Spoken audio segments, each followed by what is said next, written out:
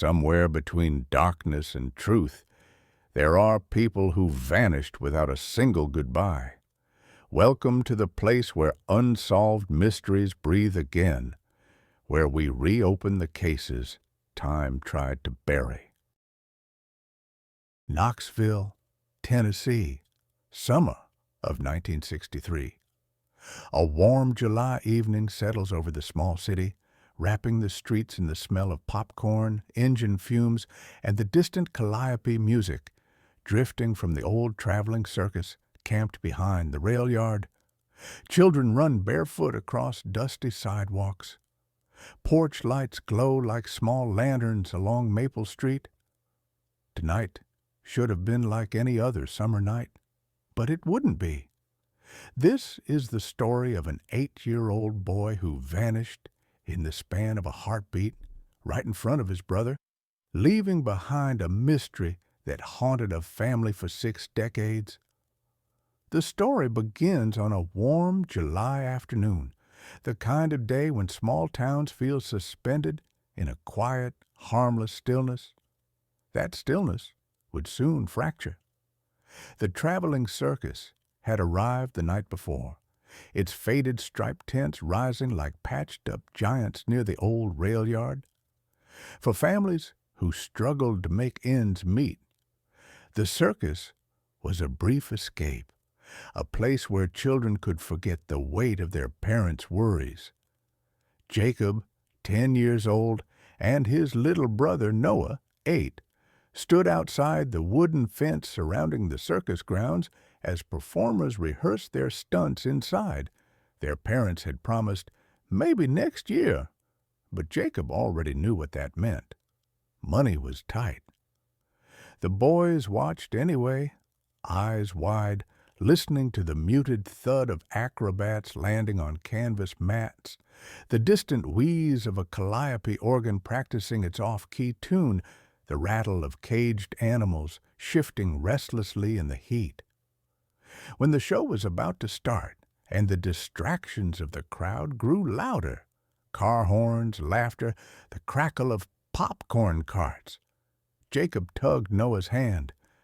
"Come on," he whispered. "If we're quiet, we can slip in after everyone else." They crept through a loose panel in the fence, hearts racing, giggling with the thrill of getting away with something forbidden.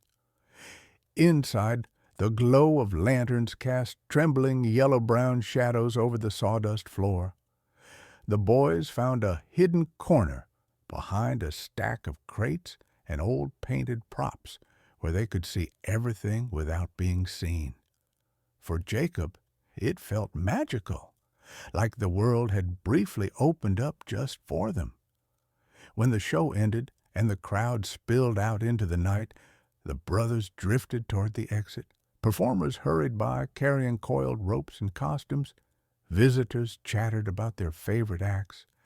And in that chaotic stream of bodies, Jacob loosened his hold on Noah for only a breath, a single distracted moment. When he looked back, his brother was gone. "Noah?" he called softly at first, then louder. "Noah!" His voice cracked. He darted between skirts, coat hems, dusty boots, weaving through the thinning crowd. He ran behind vendor stands selling roasted peanuts and cheap tin souvenirs.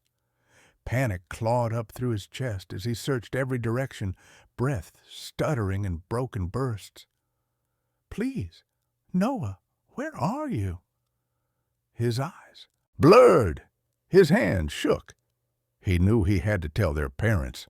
He sprinted home, feet pounding the dry dirt road, lungs burning, dust kicking up behind him like smoke.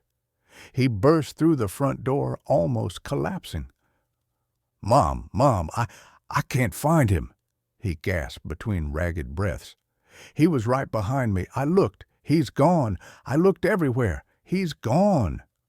His mother froze, the color draining from her face as the words hit her like a blow.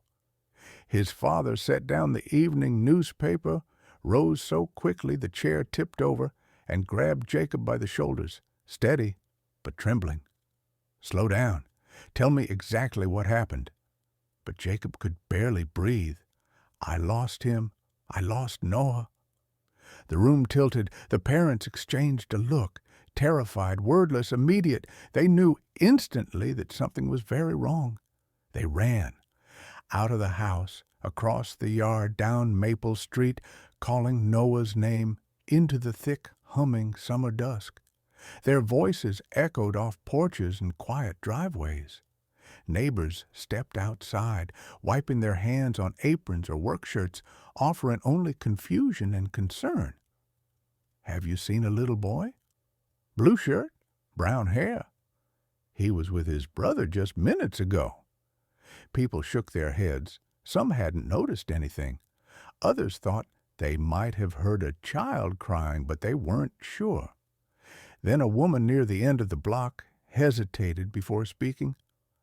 "I don't know if this helps," she said slowly, "but I thought I saw a young boy walking toward the back of the circus grounds. Looked like he was with a man. I figured it was his daddy." The mother's knees nearly gave way. Her voice came out as a thin, trembling breath. That wasn't his father. Her breathing accelerated, sharp, uneven. Her hands clutched her chest as realization sliced through her. "Someone took him. Someone took my son." She fumbled with shaking fingers to dial the rotary phone inside the nearest house. When the operator connected her to the sheriff's office, the mother's voice shattered. "My son, my baby, he's missing. Someone has him. Please, please send help."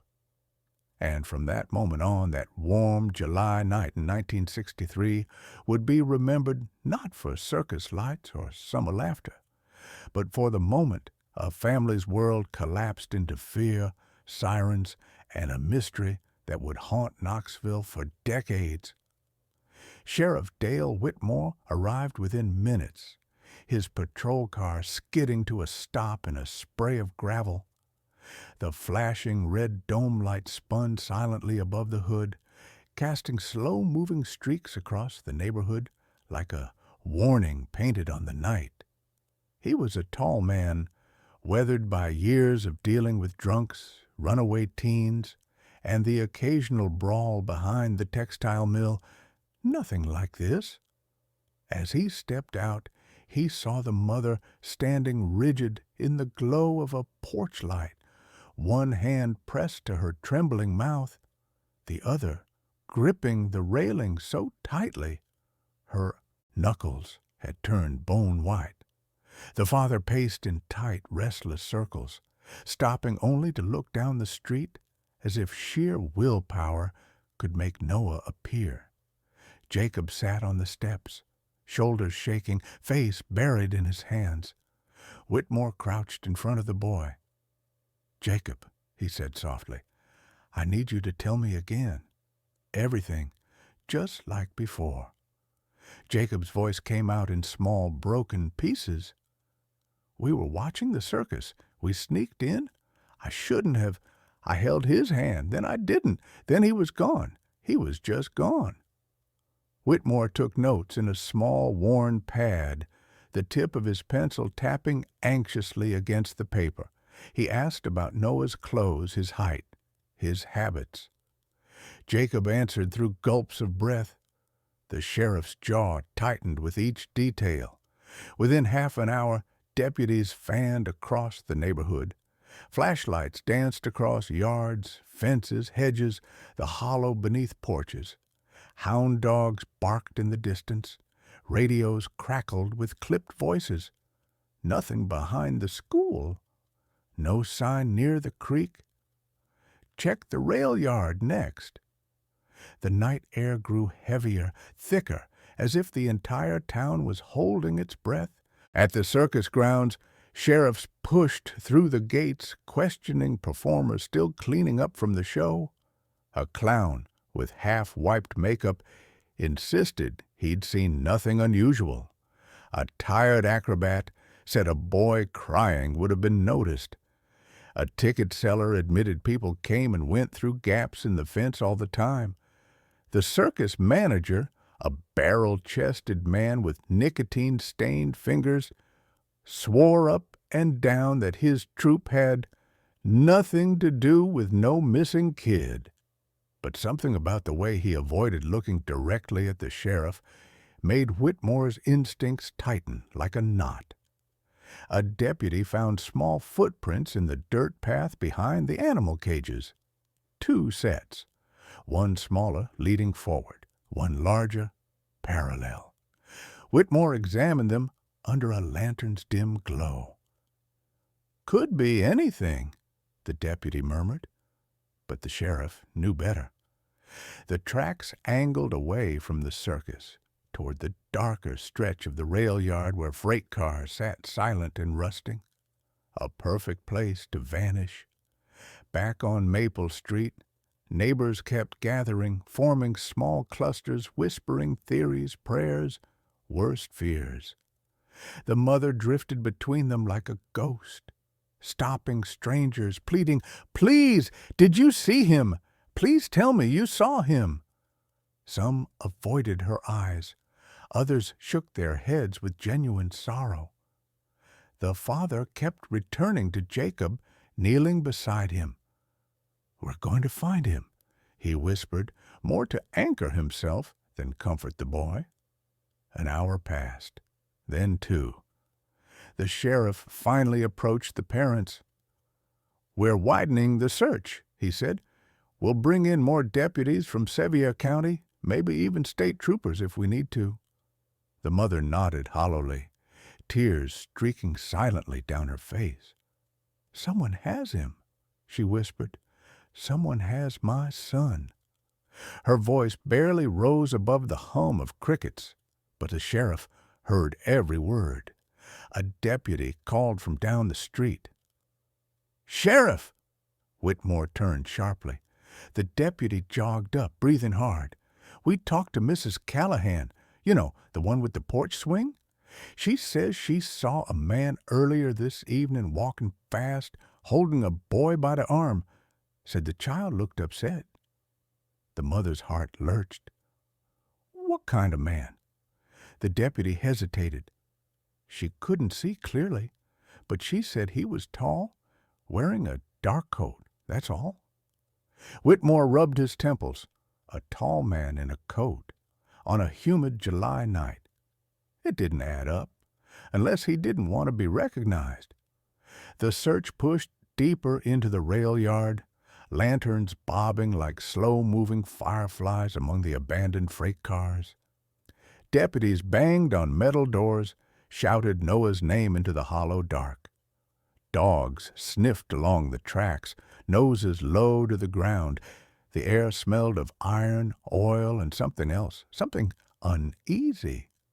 Then, near the old maintenance shed, a deputy called out, "Sheriff, over here!" Whitmore hurried over. The deputy pointed his flashlight at the dirt. There, half buried under loose gravel, lay a small object. The light caught its edge, a familiar blue fabric, torn slightly at the seam. The mother had sewn that seam just a week earlier. It was Noah's handkerchief. A hush fell over the rail yard. Even the insects seemed to stop their chorus. Whitmore closed his eyes for a long moment. Then he straightened, voice low but steady. "We're dealing with an abduction," he said. "This isn't a lost child. Someone took him, and they knew exactly where to go." Far off in the night, a freight train horn wailed, long, low, and haunting, rolling across Knoxville like a warning no one had wanted to hear. By sunrise, Knoxville was no longer a quiet southern town. It had become a search grid. Sheriff Whitmore called in deputies from 3 neighboring counties. State troopers arrived before noon, their cruisers forming a rigid line along Maple Street as reporters circled like restless birds. Word had spread fast. An 8-year-old boy taken from a circus, last seen with an unidentified man near the rail yard. The kind of story that didn't just make headlines, it carved itself into a town's memory. Jacob sat at the kitchen table, still wearing the same dusty clothes from the night before, staring at the wood grain as if trying to disappear into it. His mother moved around him mechanically, pouring coffee she never drank, wringing her hands raw. The father spoke quietly with the sheriff by the front door, nodding at intervals, but not truly hearing anything. Trauma had slowed the world into thick, molasses-like moments. At the sheriff's office downtown, deputies pinned maps across bulletin boards, circus grounds, rail yard, nearby highways, the river. They circled any place a man could hide, any place a child could be taken. The first break came mid-morning. Mrs. Callahan, the elderly woman with the porch swing, arrived holding a pair of wire-rimmed glasses and trembling slightly. "I forgot to mention something," she said. "The man I saw last night, he was holding the boy by the arm, and he kept looking over his shoulder like he didn't want to be seen." She swallowed hard. He was tall, thin, and he had a limp, just a small one. His right side, I think. The sheriff wrote it down carefully. A limp. A tall man in a dark coat. That coat bothered him. It was July. No one wore heavy clothing unless they were hiding something. A deputy knocked and entered, holding a folder of old incident reports. "Sheriff, you might want to see this." Whitmore flipped through the papers. Buried inside were several complaints from the past year. Children approached near the shopping district, a man lingering near the schoolyard fence, a stranger watching kids at the park. No name, no arrest, only one consistent detail: tall, thin, dark coat, and a limp. "Could be him," the deputy said. "Could be nothing." But Whitmore felt a familiar coil of dread in his stomach. Too many coincidences. Back at the circus, investigators combed through every wagon, tent, and cage. Performers grew nervous. Rumors spread among them that police suspected someone in the troupe. The ringmaster protested loudly. "My people wouldn't touch a child. We move too much, too often, for trouble like that." Yet even he seemed uneasy. The sheriff asked for their travel schedules, payroll logs, and names of any workers who'd left recently. There was one, an animal handler named Lester Dawes. Quit 2 days before, no forwarding address, paid in cash, and he had a limp. Whitmore's pulse hammered. "Get me everything you can on Dawes, now." Meanwhile, volunteers widened the search along the Tennessee River. Men in overalls walked through tall grass. Women packed lunches for the search teams. Local teens handed out water jugs. Every hour that passed tightened the knot in the community's chest. At the railroad depot, engineers were questioned about anyone who boarded a freight car overnight. One spoke up hesitantly. "I thought I heard footsteps near the far end of the yard around midnight. Could have been animals. Could have been a vagrant. Didn't see anyone, though." The sheriff took the statement anyway. Footsteps could be everything or nothing. That afternoon, a deputy returned with Dawes's file. He was 38 years old, transient, worked sporadically with traveling shows, fired from 2 for unsettling behavior. Arrested once in Missouri for loitering near a playground, but charges dropped. The sheriff felt his throat go dry.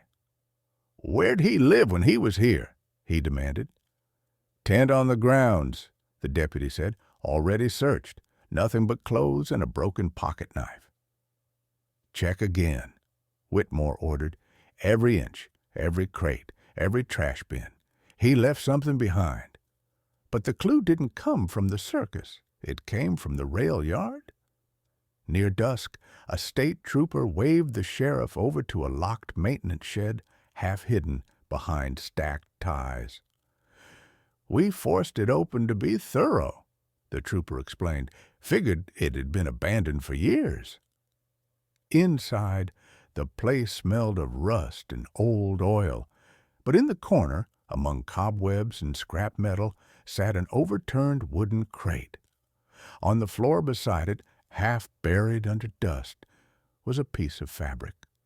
A child's fabric, red and white stripes, torn as if ripped in haste.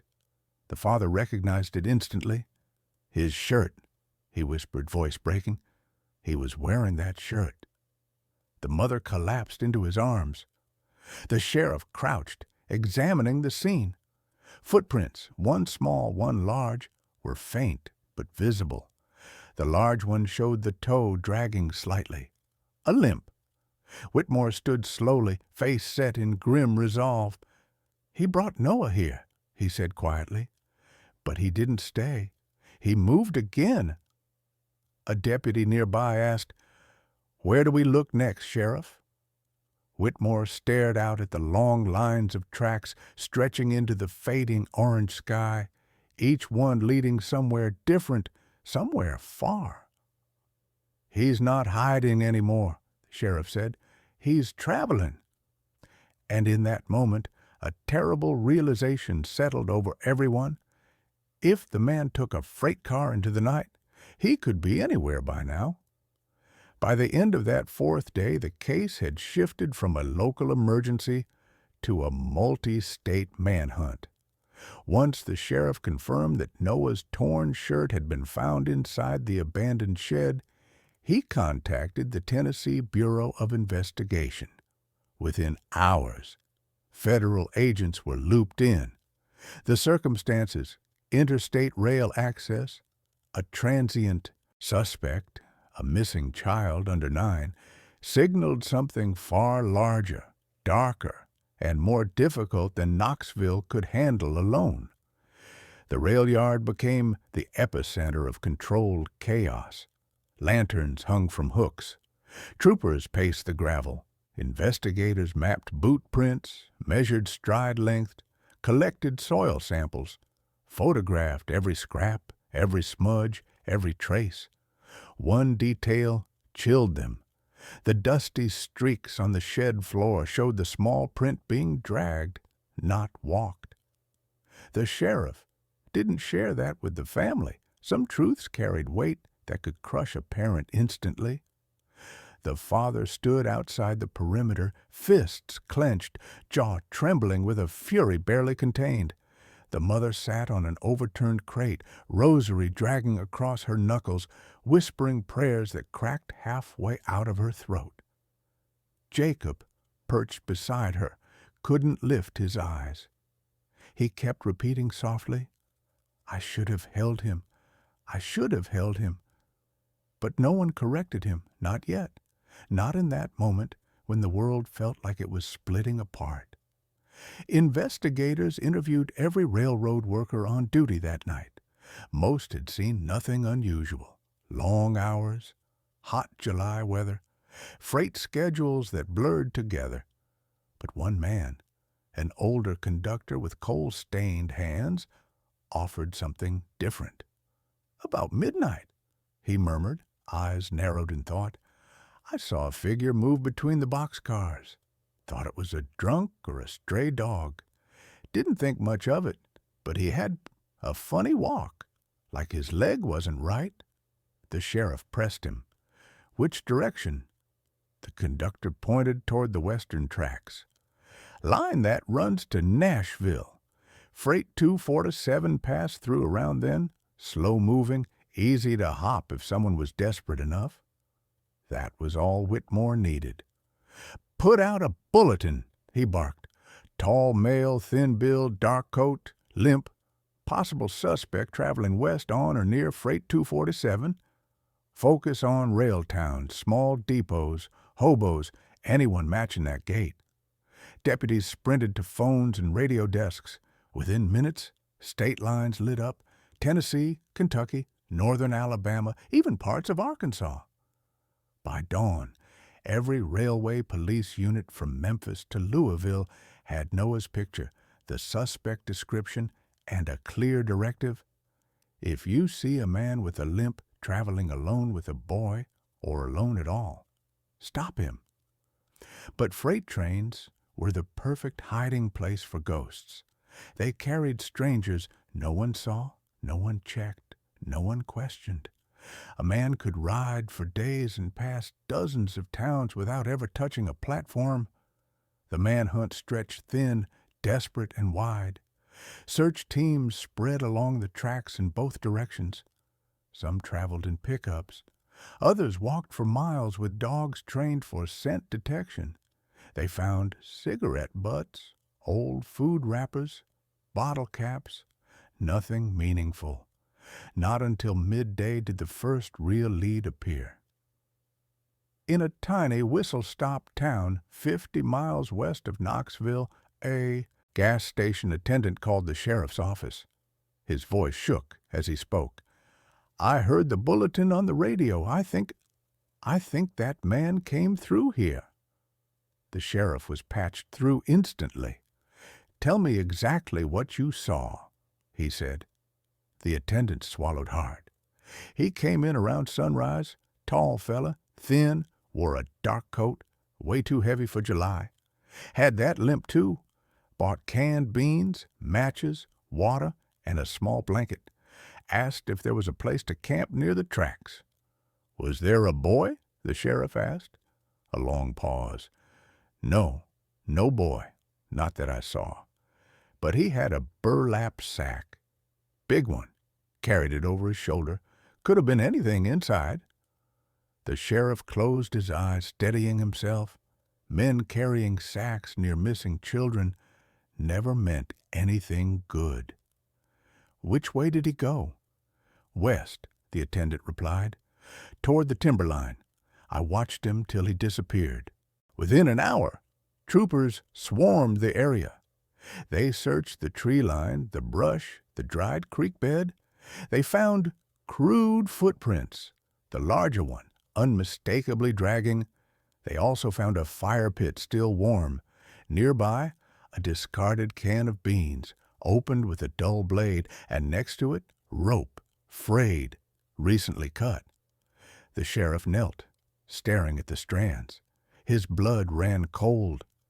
The agents exchanged looks, grim, knowing, heavy with implication. "We're close," Sheriff Whitmore said. "He's stopping more often. He's running out of supplies, and he's getting careless." But as the sun lowered and the woods filled with long shadows, one deputy returned with something no one expected. A witness, a hiker, middle-aged, carrying a rucksack, claimed he'd seen a man hauling something struggling through the trees at daybreak. "Could have been an animal," the man said, "but it sounded, I don't know, like a child, or someone whimpering."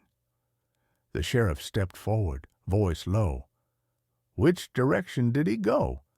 The hiker pointed toward the old logging road winding deeper into the wilderness. "That way, but he was moving slow, real slow." The sheriff made the call. "We move in at first light, sweep every inch." But that night, as deputies camped along the tracks and agents studied maps under lantern glow, something else happened. Something small, almost insignificant, but fate-altering. A railroad operator in Kentucky reported an unauthorized figure riding the back ladder of a northbound freight car that had passed their checkpoint 20 minutes earlier. Tall, thin, dark coat, limp, heading toward the Kentucky state line. And this time, someone had seen a second movement beside him, smaller, slumped. The dispatcher's voice was tight with fear when he radioed Knoxville. "Sheriff, we think the boy is still alive." The call from Kentucky changed everything. Within minutes, the sheriff's command tent transformed from a tired search camp into a war room. Lanterns flickered over maps as federal agents pinned red markers along the rail line, tracking every mile the unauthorized rider could have traveled. The northbound freight, number 612, was heavy, slow, and known for long stops at secondary yards. It was the kind of train you boarded when you didn't want to be found, the kind a ghost could ride for hours without a single human noticing. The agents made one decision instantly: they would not alert the public. Panic would scatter the suspect into the wilderness, possibly forcing him to dump what he was carrying. The stakes were too high. Everything had to be silent, clean, and fast. The train was already 40 miles past the Kentucky checkpoint by the time the team mobilized. But they had one advantage the suspect didn't know. 612 was scheduled to refuel in a rural interchange called Rockwell Junction, a place so small it barely appeared on maps. If he was still on the train, they could trap him. There, cut off exits, isolate the tracks, and sweep each car until they found the limp-legged stranger and the small, slumped figure beside him. Sheriff Whitmore traveled with the Joint Task Force to Rockwell, his exhaustion visible but his resolve unbroken. The parents weren't allowed to come. The mother collapsed when told she had to stay behind. The father screamed at two troopers holding him back until his voice cracked. Jacob stood silently by the tent poles, eyes hollow, face drenched in guilt that no one could convince him wasn't his to carry. The sheriff turned away from the noise. He couldn't afford to feel, not tonight. Rockwell Junction was little more than a gravel lot, a rusted water tower, and a single office shack. But for the operation, it became a choke point. Agents positioned along the tree line. Snipers monitored the sightings. A K-9 unit was placed near the western ridge. Railroad engineers slowed the train from miles away so the suspect wouldn't sense the trap. The entire valley held its breath. Then came the low, metallic groan. 612 emerging from the darkness, easing along the rails like a wounded animal. The air vibrated. Headlights carved pale tunnels through the fog. The agents froze in position. When the train finally hissed to a stop, the task force moved, car by car, ladder by ladder. Roof, platform, undercarriage. Every step was calculated, silent, deliberate. But the suspect was not on the first section, nor the second, nor the third. Tension built. Radios clicked softly. Boots pressed gravel. Every second stretched thin as twine. Then, at the 8th car, a trooper raised a fist, the signal to freeze. There, pressed against the spine of the freight door, was a smear, a faint streak of dirt trailing downward, ending in the outline of a small handprint. The sheriff's throat tightened. They were close. Two agents climbed the ladder, easing themselves onto the narrow ledge. Inside, through the cracks of the sliding metal door, they saw a shape, a human silhouette, tall, thin, shoulders hunched. The limp was visible even in stillness. One hip sagged slightly to the side. Agent Ruiz mouthed silently. "He's in there." The sheriff nodded. The order came in a whisper. "Take him alive. The boy's the priority." But before they could force the door, a sound trembled through the car. Two sharp thuds, irregular, like someone kicking weakly from the inside. Every agent froze. One sound like that could collapse protocol. They couldn't risk startling the suspect. If he was desperate, cornered, unpredictable. Ruiz placed a palm on the steel, whispered through it. "We're here. Don't hurt the boy." No response, just a shift of weight, slow, deliberate, then silence. The sheriff gave the signal. Bolts clanged, metal screeched. Agents swung the door open with controlled violence. The interior was dark, dust thick in beams of flashlight, old crates stacked high, and in the far corner a shape moved. The limp-legged stranger lunged. What happened next was 4 seconds of chaos sharp enough to cut a life in half. Agents surged. The suspect swung a rusted tool. A flash, a shout, a body hit the floor, the sound of boots, a dog barking wildly, someone yelling that they had him pinned. Then, "I see feet, small feet, over here." The sheriff's heart slammed against his ribs. Under a torn canvas tarp, curled into himself, face streaked with grime, chest rising in small frantic shivers, was Noah, alive, breathing, eyes fluttering at the sudden light. A medic dropped to her knees, hands moving with trembling urgency. Pulse is weak. He's dehydrated, malnourished, but he's responsive. The sheriff exhaled for the first time in days. But before anyone could celebrate, a strangled voice rose from the floor where the suspect was pinned. Not defiant, not afraid. Something worse. Delirious, broken, muttering words that chilled the sheriff deeper than the kidnapping itself. "I wasn't taking him," the man whispered. "I was saving him. You don't know what's coming."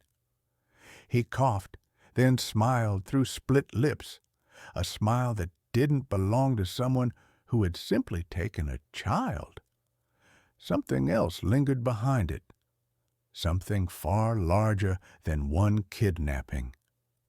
And as the agents hauled him upright, the sheriff realized this wasn't the end of anything. It was the beginning. They brought the suspect into the Rockwell Junction office, an old wooden shack with warped floorboards and a buzzing fluorescent light that swung whenever the wind pressed against the thin walls. Agents cleared the room, leaving only Sheriff Whitmore, 2 federal interrogators, and the man himself, handcuffed, bruised, blood on his cheekbone, yet strangely calm, as if he had been waiting for this moment longer than they had been searching for Noah. He sat with a stiffness in his shoulders, his limp exaggerated now that he wasn't pretending to blend with the dark. The agents had stripped him of his jacket. Beneath it, his shirt was stained with dust and old oil. But one thing stood out, a faded county fair emblem, the kind stitched on uniforms decades ago, a relic from a place that no longer existed. For the first 10 minutes, he said nothing, just stared at the sheriff with a gaze that never blinked long enough to seem human. Whitmore had seen monsters in small towns, killers, drifters, men whose souls were worn thin.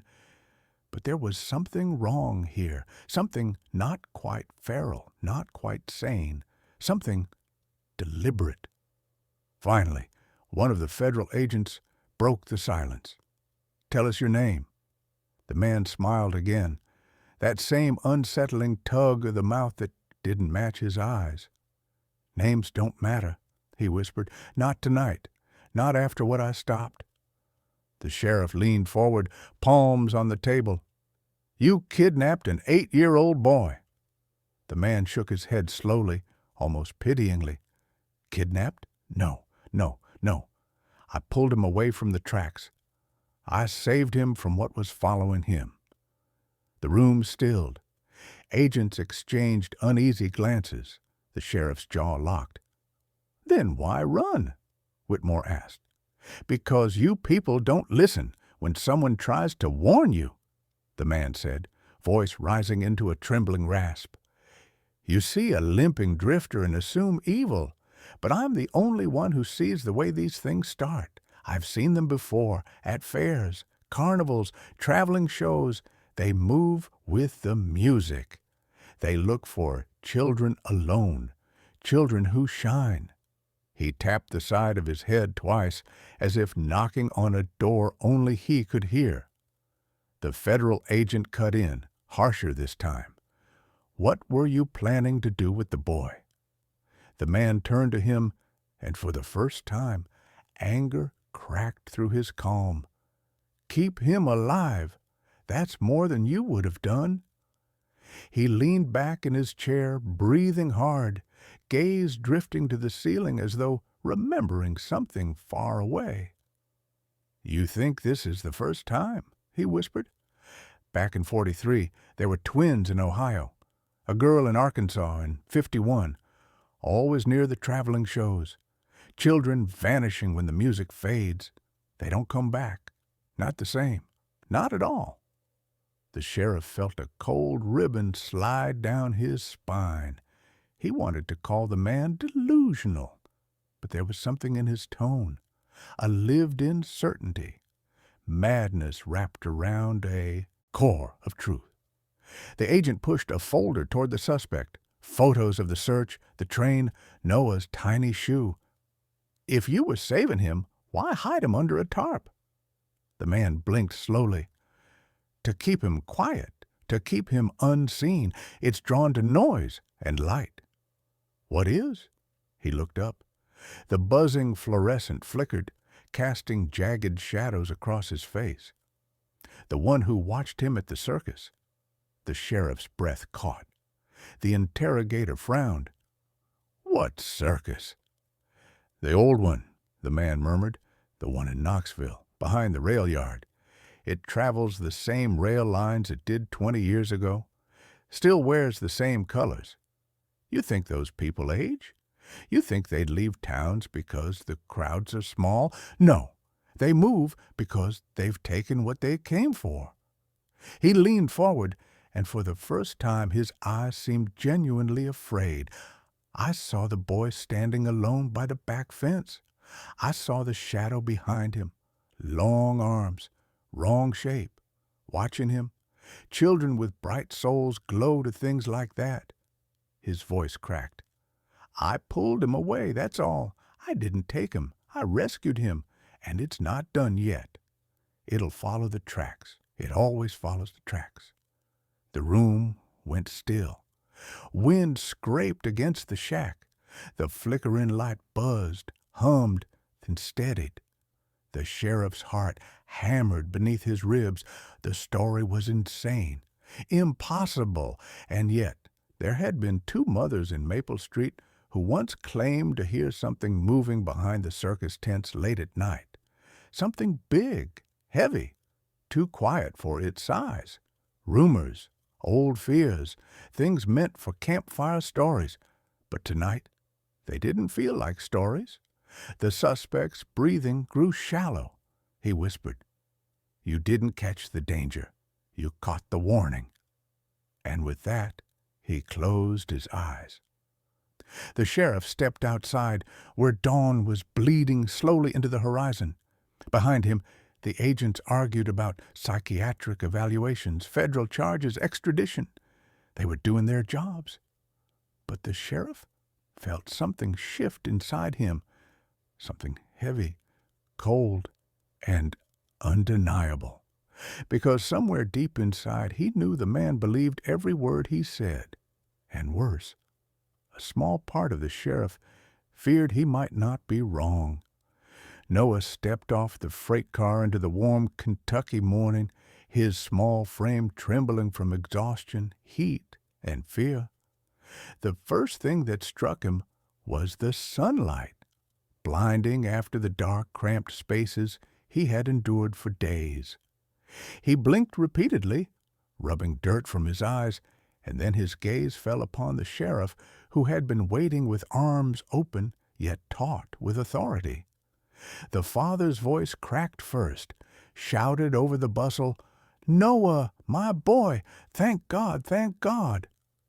The mother fell to her knees, clutching her son to her chest, shaking, crying, murmuring prayers that ran together, broken words stitched with sobs. Jacob ran forward, tripping over the gravel, throwing himself onto Noah's back in a hug so fierce that both boys collapsed to the ground, laughing and crying at once.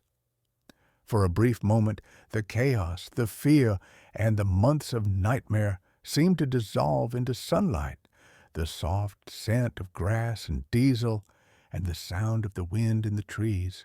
But relief was fragile. Agents and deputies crowded the scene, asking questions, jotting notes, snapping photographs. Medical personnel lifted Noah gently to examine him. His body was thin, covered in scratches, dirt streaked across arms and legs, fingernails bitten down to the quick. His clothes were torn, his hair matted, but he was alive. Vital signs stable, though dehydration and fatigue showed clearly. The sheriff crouched beside him, voice low, asking questions only a child could answer. "Do you know the man?" Noah shook his head. "He helped me," he said softly, eyes wide, searching the faces of the uniformed adults. "And someone else. Someone big, scary, behind me." He shivered. "I saw him in the dark. He wanted me. He couldn't see me, but I could hear him." Whitmore exchanged a look with the federal agents. The words confirmed what had gnawed at the edge of their minds. There had been someone or something else involved. Noah's imagination, like a child's, could exaggerate fear. Or the boy might have glimpsed the truth behind a shadow, a presence that had guided his abductor's movements. As paramedics cleaned him up and offered water, the father pressed his hand to Noah's cheek. "You're safe now, son. Safe." But even in his words, fear lingered. Whitmore noticed the father's gaze flicker toward the tree line, toward the horizon, where the train tracks disappeared into Kentucky's hills. He, too, felt it, the chill of unfinished business. The man who had rescued Noah had claimed a larger force was at work, something moving silently through the paths children frequented, something drawn to light, innocence, life. Whitmore didn't fully believe the story, but he couldn't ignore the pattern.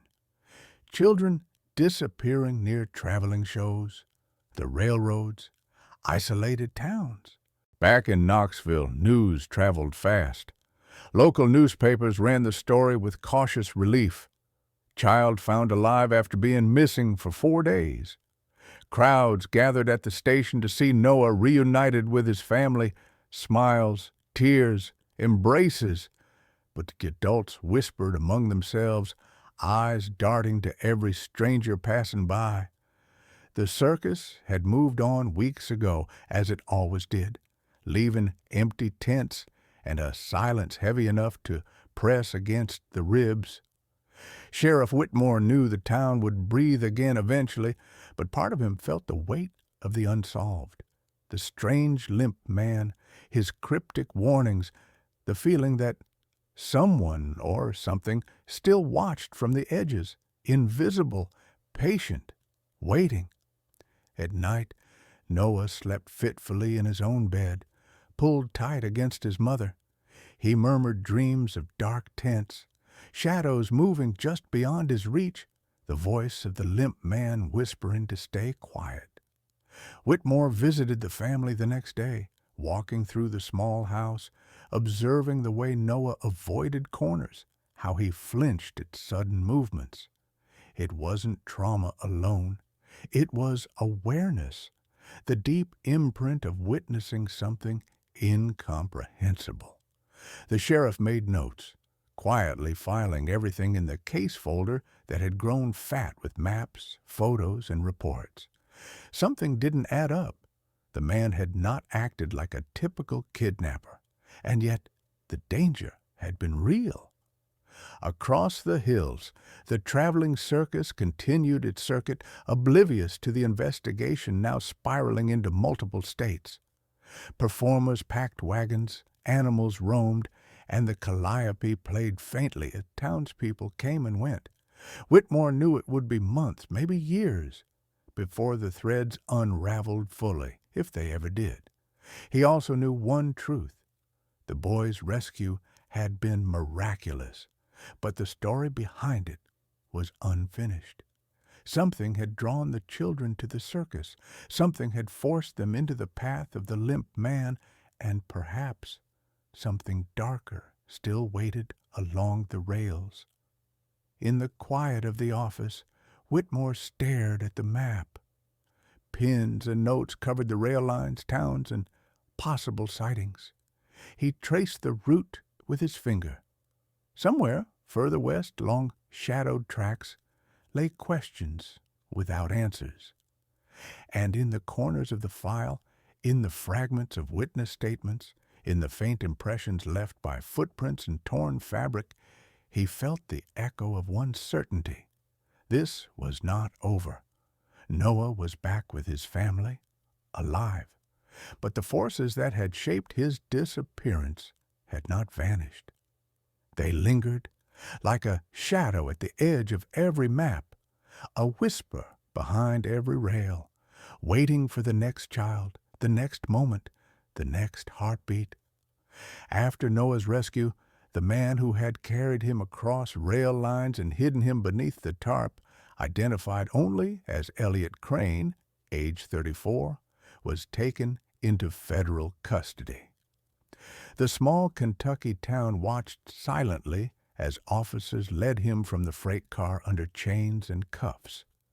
His limp was pronounced now, as though the struggle of evading capture had stiffened his gait, and the bruises on his face were vivid against his pale skin.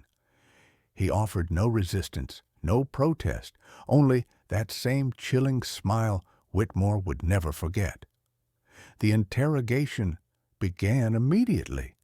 In the dim fluorescent light of the Rockwell Junction office, Whitmore, federal agents, and local detectives attempted to extract every detail.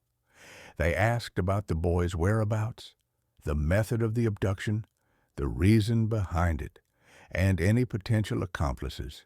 They played back witness reports, rail itineraries, and even the small statements Noah had given once he was safe. Crane responded with calm, unsettling composure. "I've told you everything I could," he said. "I rescued him. That is all you need to know." When pressed about the patterns he had described, the shadows, the disappearances near circuses, the children who vanished, he either remained silent or spoke in riddles. "You will see," he whispered. "The music always calls. The tracks never forget. The children, they walk in rhythm to what follows." Agents attempted to challenge him on inconsistencies, confronted him with multiple tips and sightings, but every line of questioning dissolved into frustration. He gave no names, no locations, no explanations that could be acted upon.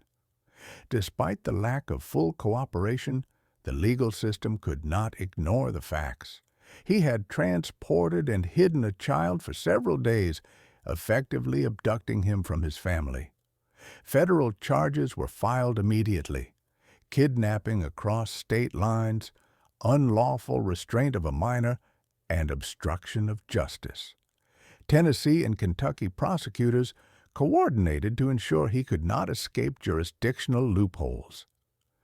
The trial began 3 months later in Knoxville, a tense spectacle for the small community.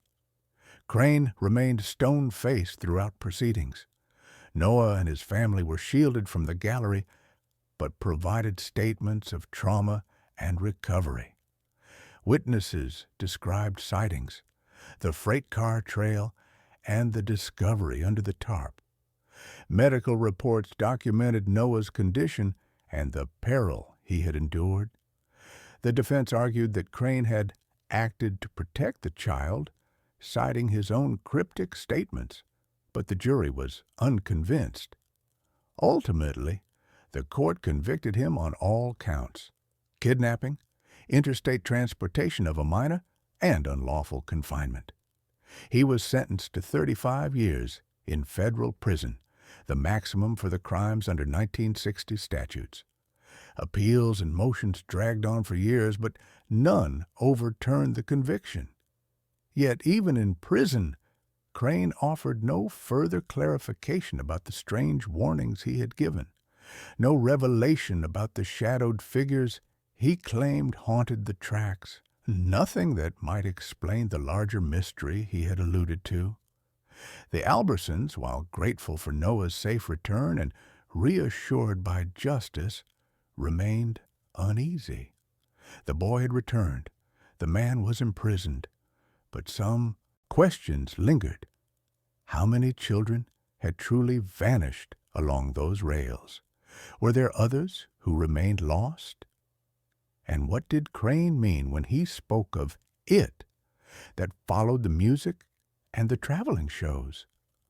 Over the following months, reports trickled in from other small towns along the tracks. Missing children, strange sightings, glimpses of figures limping in the shadows, men with small bundles carried under burlap sacks, and townsfolk who swore they heard whispers in the distance, faint, urgent, warning of unseen eyes. Federal agents reopened files, traced rail lines, attempted to connect patterns. Each lead ended the same way, a shadow on the periphery, evidence that was just enough to provoke fear, but not enough to solve. Whitmore began to wonder whether the man who had saved Noah had been the last sane element in a sequence far larger than any one human mind could comprehend. In the Alberson house, every summer carried the same tension. Porch lights stayed on late, curtains drawn, footsteps outside scrutinized. Noah's nightmares persisted. He would wake screaming about the circus tents, the calliope, the shadows of children who were never found. Jacob, now a teenager, sometimes caught himself peering from windows late at night, hand clenched around the banister, convinced he could see something moving along the tracks in the distance. The parents refused to speak of it, fearing to give form to a fear that was too vast, too unimaginable. But in quiet moments, they could not escape the lingering dread. Their son had been snatched by forces no one could name and returned by a man who spoke of dangers they could barely understand. Years passed. Noah grew into adolescence, healthy but haunted. The story of his disappearance became folklore in Knoxville, whispered to new generations of children and covered occasionally in local papers with cautious retrospection. Every year, Whitmore revisited the case files, never satisfied, tracing maps of rail lines, cross-referencing disappearances. Every time he thought it closed, a new report surfaced. A fleeting glimpse, a child left unsupervised near the circus grounds, or a figure glimpsed on a freight car ladder at dusk. The trail had no end, only a recurring pattern, a rhythm like the distant calliope music that haunted the edges of memory. Noah never spoke much of the limp man again, but in his silence he carried the knowledge of what had happened. Whitmore would later write in his report, "The boy survived, yet carries the memory of something that is not entirely human, not entirely present, but not entirely gone. The risk, as described by his rescuer, remains. Children vanish, shadows linger, and the railroads carry secrets that the daylight cannot touch." The Albersons lived with this truth every day. Porch lights, locked doors, and whispered prayers could not erase it. Yet, as the years unfolded, one undeniable fact emerged. Noah was alive. But the story, the larger story, was unfinished. Somewhere along the tracks, past towns, behind tents of faded circus paint, forces beyond comprehension waited, and one day, perhaps, they would move again. Knoxville settled into quiet nights. Children played, and families lived. But for those who remembered that summer of 1963, the shadows on the tracks, the calliope music drifting across the dark, and the memory of the boy who vanished only to return, lingered like a warning. Because sometimes the past does not rest, and some mysteries, no matter how resolved, remain alive in the spaces where light does not reach. Thank you for watching. I'll see you in the next videos. where we continue to follow the mysteries that have never slept. Don't forget to subscribe and stay tuned